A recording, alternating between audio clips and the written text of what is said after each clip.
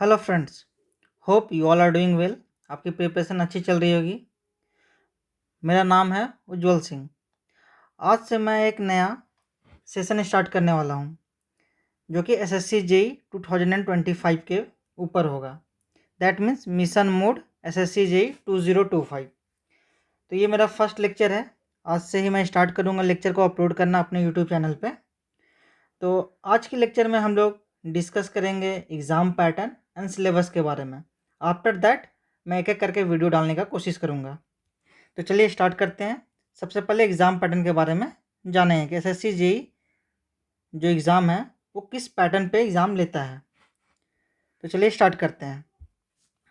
तो हमें पता है कि इस साल 2025 में जो नोटिफिकेशन आने वाला है वो ऑलमोस्ट अगस्त के अप्रॉक्स आएगा और एग्ज़ाम अक्टूबर नवंबर में होने वाला है, जो ऑलरेडी एसएससी जेई ने रिलीज़ कर दिए है डेट शीट को। चलिए तो पहले एग्ज़ाम पैटर्न के बारे में समझ लेते हैं कि एग्ज़ाम पैटर्न है क्या आखिर। तो फर्स्ट एसएससी जेई जो एग्ज़ाम लेता है वो कंप्यूटर बेस्ड टेस्ट और ऑनलाइन टेस्ट होता है। दैट मीन्स ये जो सीबीटी है कंप्यूटर बेस्ड टेस्ट एग्जामिनेशन है, जो कि कैसा है, ये ऑनलाइन है। एग्ज़ाम जो मेरा होगा वो ऑनलाइन होगा। ठीक है, ये एक 2 स्टेज प्रोसेस है। दैट मीन्स एसएससी जेई जो एग्ज़ाम है वो 2 स्टेज में होता है। पहला सीबीटी 1 एंड दूसरा सीबीटी 2, और दोनों ही ऑनलाइन है। तो 2 स्टेज प्रोसेस है। इसमें 2 पेपर होता है। That means CBT 1, that means paper 1 हम बात कर रहे हैं उसके लिए, एंड देन पेपर 2। अगर आप पेपर 1 में क्वालिफाई कर रहे हैं तो आपको मौका मिलेगा पेपर 2 देने का। तो सबसे पहले देखते हैं कि पेपर 1 में क्या क्या पूछा जाता है और क्या क्या पैटर्न रहता है पूछने का। तो चलिए देखते हैं पहले पेपर 1 के बारे में। तो पेपर 1 में ऑलमोस्ट 200 क्वेश्चंस एंड 200 मार्क्स का होता है। पेपर 1 जो मेरा है वो 200 क्वेश्चंस एंड 200 मार्क्स का होता है। ठीक है, अब ये 200 क्वेश्चंस 3 पार्ट में बटा हुआ होता है। The first part is general intelligence and reasoning. जो फर्स्ट पार्ट है वो जनरल इंटेलिजेंस एंड रीजनिंग होगा। इसमें मेरे पास 50 क्वेश्चंस होते हैं 50 मार्क्स के। Okay, this is the first part. तो अपने को समझ में आया कि पेपर 1 200 क्वेश्चन का होता है 200 मार्क्स के लिए। इसमें 3 पार्ट में बटा रहता है। The first part is general intelligence and reasoning, and then second part is general awareness. जो सेकेंड पार्ट है जनरल अवेयरनेस, इसमें भी अपने पास 50 क्वेश्चंस एंड 50 मार्क्स होते हैं। इसमें 50 क्वेश्चंस एंड 50 मार्क्स के होते हैं। तो ये अपना हो गया total 100 question. Now the third part which is general engineering. तो ये है अपना थर्ड पार्ट जो कि है जनरल इंजीनियरिंग। अब इसमें हम देखते हैं कि जनरल इंजीनियरिंग में अपने पास कितना क्वेश्चन रहेगा, 100 क्वेश्चंस रहेगा। कितने मार्क्स के लिए, 100 मार्क्स के लिए। तो हमें समझ में आ गया कि पेपर 1 जो कि प्रिलिमिनरी एग्जाम है उसमें अपने पास 200 क्वेश्चन रहते हैं 200 मार्क्स के लिए। तो फर्स्ट पार्ट में रीजनिंग होता है जो कि 50 क्वेश्चंस 50 मार्क्स के लिए होते हैं। देन जनरल अवेयरनेस, अभी सबका डिटेल में भी चेक करेंगे हम लोग कि क्या क्या पूछा जाता है। And the third one is अपना जनरल इंजीनियरिंग। अब मैं मैकेनिकल से हूँ तो मैं मैकेनिकल का ही डिस्कस करूँगा। तो third part is mechanical engineering जो कि टेक्निकल सेक्शन होता है। ओके, तो अपने को समझ में आ गया पेपर 1 के बारे में। अगर आप पेपर 1 में क्वालिफाई करते हैं देन आपको पेपर 2 दैट मीन्स सीबीटी 2 में बैठने का मौका मिलेगा। और सीबीटी 2 जो सीबीटी 2 है वो प्योरली टेक्निकल है, यानी कि यहाँ पर सिर्फ और सिर्फ जनरल इंजीनियरिंग ही पूछा जाएगा। अब इसमें क्या होगा, इसमें अपने पास 100 क्वेश्चंस पूछा जाता है और जो कि 300 मार्क्स का है। अब बात करते हैं नेगेटिव मार्किंग के बारे में। तो पेपर 1 में 1/4 नेगेटिव मार्किंग है। That means 0.25। अगर आप एक गलत करते हैं तो आपके 0.25 मार्क्स डिडक्ट कर लिए जाएंगे।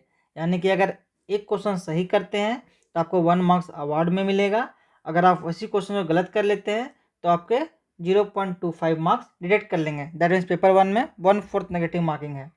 वहीं पे पेपर 2 में अगर आप एक क्वेश्चन सही करते हैं तो आपको 3 मार्क्स मिलेंगे और नेगेटिव मार्किंग 1/3 है। दैट मीन्स अगर आप गलत करते हैं तो 1 मार्क्स आपके डिडक्ट कर लिए जाएंगे। तो ये आपका कुछ जनरल रूल्स है एसएससी जेई कैसे एग्ज़ाम लेता है।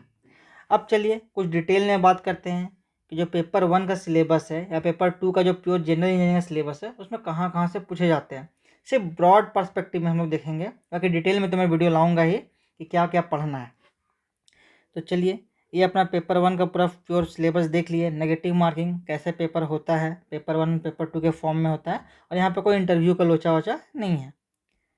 चलिए अच्छा, ये बात तो छूट ही गई कि जो पेपर 1 और पेपर 2 दोनों ही एग्ज़ाम के लिए, दोनों ही CBD2 जो ऑनलाइन एग्ज़ाम है उसके लिए आपको 2 आवर्स अलॉट होते हैं for both paper 1 and paper 2। तो टाइम अलॉट जो अपने पास है वो 2 आवर्स होता है फॉर जनरल कैंडिडेट। और अगर आपको स्क्राइब अलॉट हुआ गया है तो फिर 2 आवर्स एंड 40 मिनट्स का एलोकेशन होता है। तो ये तो अपना हो गया जनरल बातें।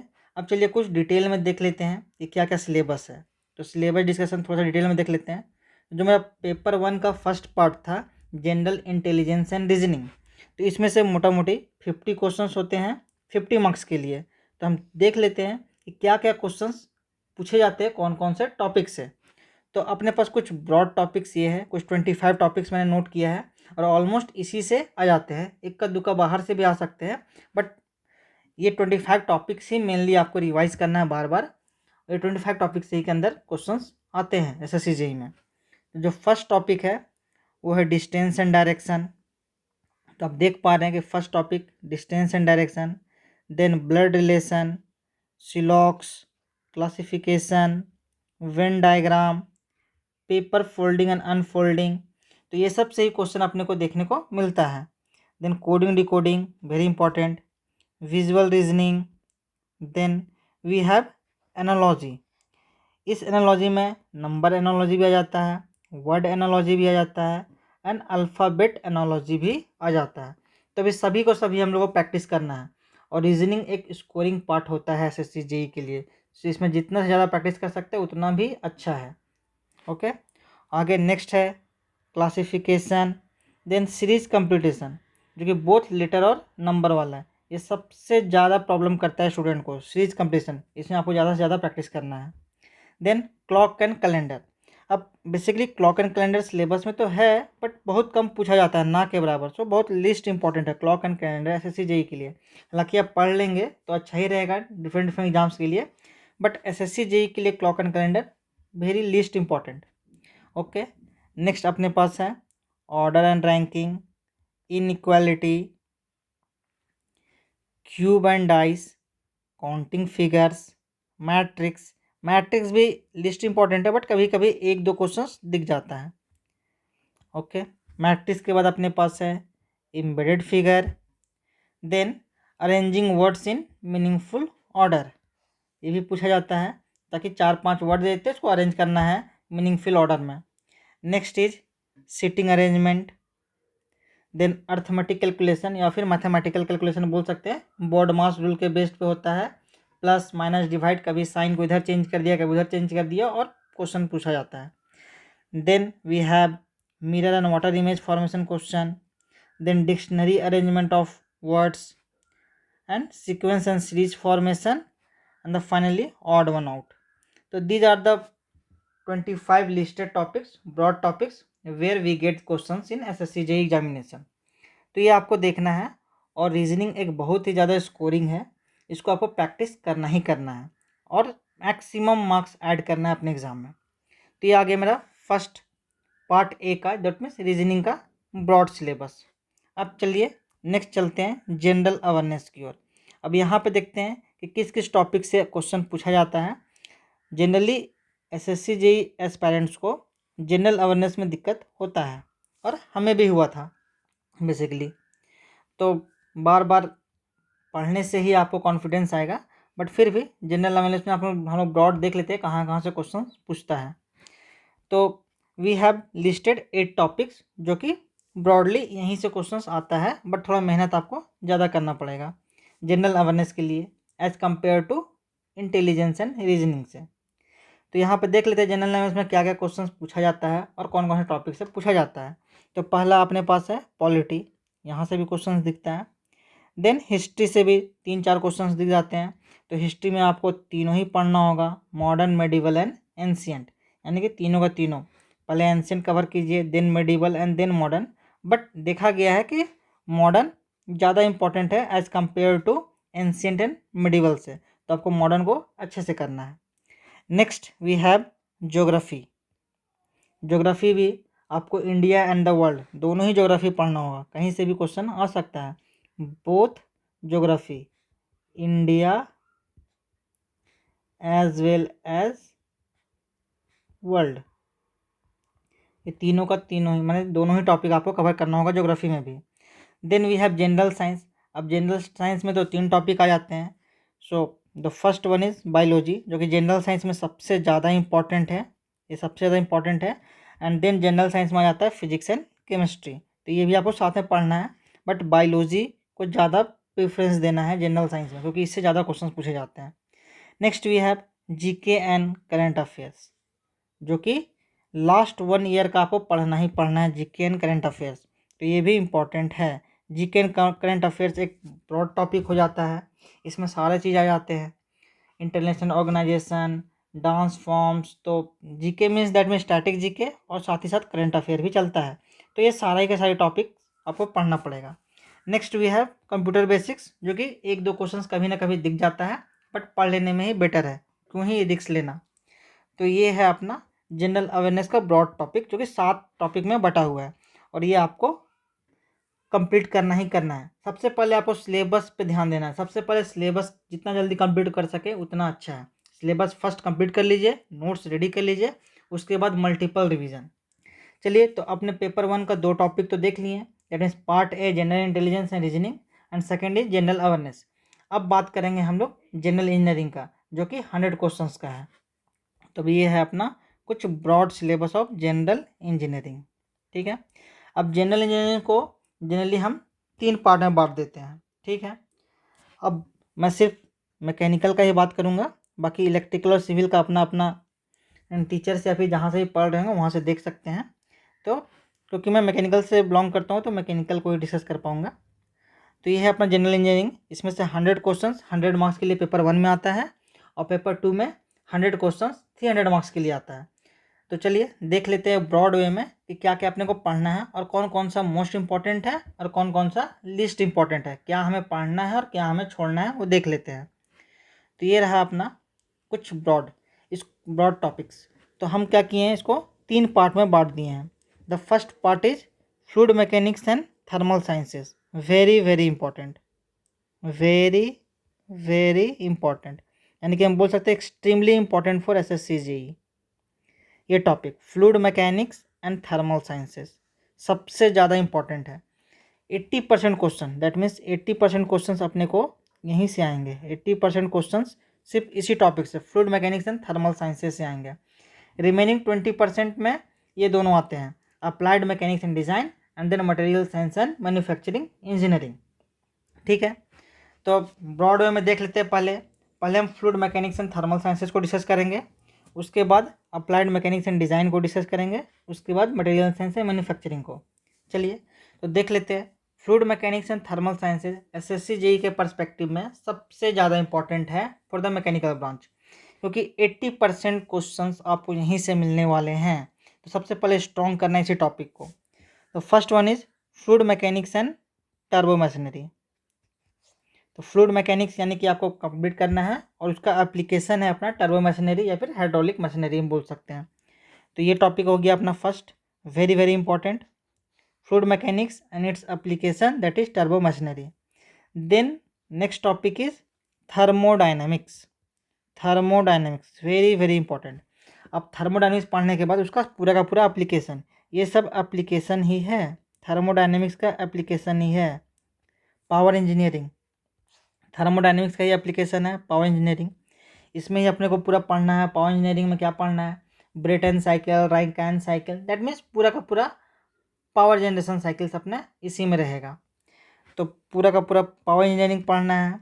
Then we have IC engine, complete detail में पढ़ना है। पावर इंजीनियरिंग को भी डिटेल में पढ़ना है, IC इंजन को भी पूरा डिटेल में पढ़ना है, ऑटो, डीजल, डुएल, लुब्रिकेशन, पूरा का पूरा डिटेल में पढ़ना है। फ्यूल एंड कंबशन यानी कि आईसी इंजन का एक भी टॉपिक नहीं छूटना चाहिए, कंप्लीट डिटेल में। Then we have refrigeration and air conditioning, ये भी डिटेल में पढ़ना है, क्योंकि हमें पता है कि पूरा का पूरा 80% जो एसएससी जेई पूछता है वो fluid mechanics and thermal sciences से ही पूछता है, तो ये टॉपिक को कभी भी स्किप नहीं कर सकते हैं। Fluid mechanics, hydraulic machinery, thermodynamics and its application, that means power engineering, IC engine, refrigeration and air conditioning. तो these are the utmost important topic for SSC JEE exam. तो इसके लिए हम लोग कोई भी नेगोशिएशन नहीं कर सकते, इस टॉपिक में पूरा का पूरा डिटेल में पढ़ना है। Then in thermodynamics and thermal sciences we have one more subject, that is heat transfer, but that is not in the syllabus, or we can say that it is not in the syllabus, or you can say that it is absolute। एक भी question नहीं पूछाता है, कभी अगर गलती से एक या दो क्वेश्चन आ भी गया तो आ गया, but for SSC JE perspective heat transfer को आप नहीं भी पढ़ें तो भी काम चल जाएगा, और पढ़ भी लेते हैं तो भी कोई दिक्कत नहीं है, वो अदर एग्जाम में आपको हेल्प करेगा। But for SSC JE it's not necessary कि आपको डिटेल में पढ़ना ही पढ़ना है, क्योंकि उसमें से क्वेश्चंस ना के बराबर आता है। तो ये हो गया अपना पहला topic. Next will come in mechanics and design, applied mechanics and design. तो हमने क्या देखा कि 80% का सिलेबस तो अपना दो ही पार्ट में आ जाता है, fluid mechanics and thermal sciences में। रिमेनिंग 20% जो कि आपको रैंक बूस्टर हम बोल सकते हैं, ये तो आपको पढ़ना ही पढ़ना है। लेकिन अगर आपको अंडर 100 या अंडर 50 रैंक लाना है तो ये भी आप छोड़ नहीं सकते हैं, तो रिमेनिंग 20% को भी अच्छे से पढ़ना है। तो नेक्स्ट हम आ जाते हैं इंजीनियरिंग मैकेनिक्स, इसे भी पढ़ना है। देन आ गया स्ट्रेंथ ऑफ मटेरियल, या फिर इसी को बोलते हैं मैकेनिक्स ऑफ सॉलिड या फिर मटेरियल ऑफ सॉलिड, तो ये भी हम लोग पढ़ते हैं। तो ये दोनों है। सॉम भी इम्पॉर्टेंट है, यहाँ से भी क्वेश्चन अपने को दिखता है, स्ट्रेंथ ऑफ मटेरियल्स या फिर मैकेनिक्स ऑफ मटेरियल्स, ये भी इम्पॉर्टेंट है, इसे भी हमें पढ़ना है। तो engineering mechanics, then mechanics of solid या फिर मैकेनिक्स ऑफ मटेरियल या फिर स्ट्रेंथ ऑफ मटेरियल, सेम ही है। Then we have theory of machine and machine design, theory of machine as well as machine design. तो ये 4 टॉपिक अपने आप पास आते हैं अप्लाइड मैकेनिक्स एंड डिज़ाइन के अंदर, तो ये भी अपने को पढ़ना है। And then last one is material science and manufacturing engineering. Material science तो आपको पढ़ना ही पढ़ना है, उससे क्वेश्चन दिखते हैं। एंड मैन्युफैक्चरिंग साइंसेज एक वास्ट सब्जेक्ट है, बहुत वास्ट है, लेकिन क्वेश्चंस विथ रिस्पेक्ट टू अगर हम एसएससी जेई की बात करें तो क्वेश्चंस उतना नहीं पूछा जाता है। 4-5 क्वेश्चन अगर दिख गए तो दिख गए, तो ठीक ठाक। दैट मीन्स स्किप नहीं करना है। मैं कह रहा हूँ कि ज़्यादा टाइम इस पर ना दे के, ज़्यादा टाइम हम fluid mechanics and thermal sciences देंगे, बट सिलेबस तो आपको कंप्लीट करना ही करना है, चाहे वो मटेरियल साइंस हो, चाहे वो मैकेनिक्स हो, चाहे वो फ्लूइड हो, आपको सिलेबस तो कंप्लीट करना ही करना है। तो मटेरियल साइंस एंड मैन्युफैक्चरिंग में the first one is material science, इसमें आयरन कार्बन डायग्राम, स्टील के बारे में, ये सब बहुत डिटेल में पढ़ना पड़ता है। Okay, next we have machining and machining tool operation, ये भी पढ़ना है, machining and machining tool operations. Okay, सारा का सारा ऑपरेशंस पढ़ना पड़ेगा, और लेथ मशीन के बारे में जानना है, तो ये सब भी आपने को पढ़ना है।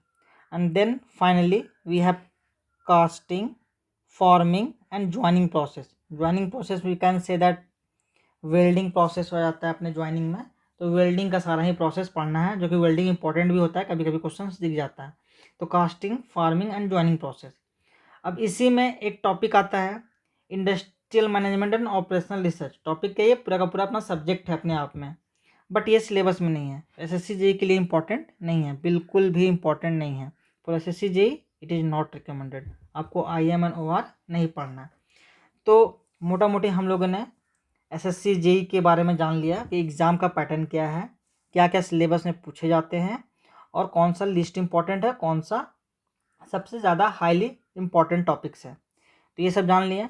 अब अपने को थोड़ा सा आइडिया लेना है कि किस हिसाब से मार्क्स लाना है, ताकि हम पेपर 1 को इजीली क्वालिफाई करें और पेपर 2 को स्कोरिंग बना पाएँ। तो सबसे पहले सिंस हमें पता चला कि पेपर 1 है वो 200 questions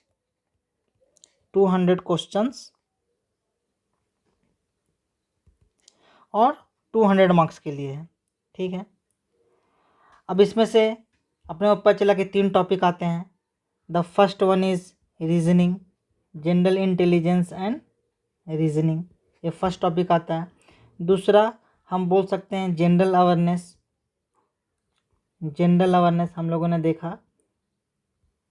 and the third one जो कि है अपना जनरल इंजीनियरिंग, जो कि मैकेनिकल की बात करेंगे हम यहाँ पे, जनरल इंजीनियरिंग। ठीक है, अब बात करते हैं कि कितना कितना मिनिमम मार्क्स लाना है ताकि हम कंफर्टेबली पेपर 1 को क्वालिफाई कर गए। तो द फर्स्ट थंब रूल जो मेरे अकॉर्डिंग जो हमें रूल अच्छा लगता है वो है 80:40:20। ये आपको रूल को फॉलो करना है फॉर द मिनिमम रिक्वायरमेंट। मैं मिनिमम का बात कर रहा हूँ, मैक्सिमम तो आप अच्छे से अच्छा मार्क्स ला सकते हैं अपने मेहनत पे, बट पेपर 1 को अगर कंफर्टेबली क्वालिफाई करना है तो ये मिनिमम रिक्वायरमेंट है। 80 किसके लिए है? ये है जनरल इंजीनियरिंग के लिए। That means out of 100 you have to make it 80। That means 80 marks तो आपको लाना ही लाना है आउट ऑफ 100। तो ये है जनरल इंजीनियरिंग के लिए। ये 40 marks out of 50, that means ये है रीजनिंग के लिए। Out of 50 you have to get the marks of 40 minimum. इससे ज़्यादा भी लाया जा सकता है, ऑलमोस्ट 45 से 50 के बीच में मार्क्स लाया जा सकता है। मैं मिनिमम का बात कर रहा हूँ। जनरल इंजीनियरिंग में आपको out of 100 you have to make it 80। And then in reasoning you have to get the marks, means you have to anyhow, otherwise it will be no from my side। so 50 में आपको 40 तो correct करना ही करना है। And in general awareness out of 50 you have to make it 20। That means ये minimum requirement है ही। तो ये किसके लिए है? ये अपना जनरल अवेयरनेस के लिए था। ये किसके लिए है? ये रीजनिंग के लिए है। और ये किसके लिए? ये जनरल इंजीनियरिंग के लिए। समझ में आ गया? दैट मीन्स आप कंफर्टेबली अगर इतना मिनिमम मार्क्स लाते हैं तो आपका कितना मार्क्स हो गया? 80 + 40 + 20। आप खुद देख सकते हैं कि आपके पास कंफर्टेबली 140 के अप्रॉक्स पहुंच गए हैं। That means 140 marks out of 200। That means paper 1 तो इजीली क्वालिफाई कर गए। ओके, तो 140 मार्क्स तो ये थंब रूल के अकॉर्डिंग लाना है, बट मैं बोलूँगा ये मिनिमम रिक्वायरमेंट है। आपको मैक्स टू मैक्स इसको बढ़ाना है। इसको बढ़ा के 45 to 48 मार्क्स भी लाया जा सकता है। इसको बढ़ा के आप 20 to 30 मार्क्स भी ला सकते हैं। ये मिनिमम है। और यहाँ पे तो आपकी मर्जी, जितना लाना है उतना बेटर है। 90 मार्क्स तक, ऑलमोस्ट 90 क्वेश्चंस को करेक्ट कर सकते हैं, तो 90 मार्क्स तक आप पहुँच सकते हैं, तो बेटर है। तो 80-40-20 रूल, दैट इज़ फाइनली मैं डिस्कस करता हूँ 80:40:20। ये थंब रूल पकड़ के आपको चलना है। That is the minimum requirement for paper 1 qualifying. Minimum, I am once again talking about that minimum requirement. इसको आपको बढ़ा के अगर रैंक लाना है, दैट मीन्स एक अच्छा डिपार्टमेंट CPWD चाहिए या फिर MES चाहिए, तो आपको इसे बढ़ा के 80 को 90 to 95 ला सकते हैं, बढ़ा के करना है। ये 40 को आपको कर करके 45 to 48 ला सकते हैं, इसको कर लेना है। ये 90 to 92 ही रहने दीजिए, 95 बहुत ज़्यादा हो जाएगा, बट लाएंगे तो बहुत अच्छी बात है। और इससे आपको 20 को बढ़ा के 20 to 30 के बीच में लाना है। तो आप एक एक्स्ट्रा एज प्रीलिम्स में ही ले सकते हैं ताकि मेंस में आपको प्रेशर ना पड़े। ओके, अब मेंस में आपको मिनिमम 260 तो क्रॉस करना ही करना है। मेंस में out of 300 you have to cross the 260 marks to get a good department. Okay, तो ये रहा कुछ आज का डिस्कशन। तो आज हम यहीं पे क्लोज करते हैं। आपको सारा का सारा आइडिया आ गया होगा, तो ठीक है। अब नेक्स्ट वीडियो में अपलोड करते हुए टेक्निकल का एक सब्जेक्ट उठाएंगे और उसका वीडियो मैं धीरे धीरे अपलोड करना स्टार्ट करूँगा। एंड रीजनिंग भी मैं धीरे धीरे एक टॉपिक को कंप्लीट करना स्टार्ट करूँगा। तो नेक्स्ट वीडियो मेरा रीजनिंग में कोशिश करूँगा डिस्टेंस एंड डायरेक्शन को कंप्लीट करने का। ओके, तो आज यहीं पे क्लोज करते हैं। Thank you.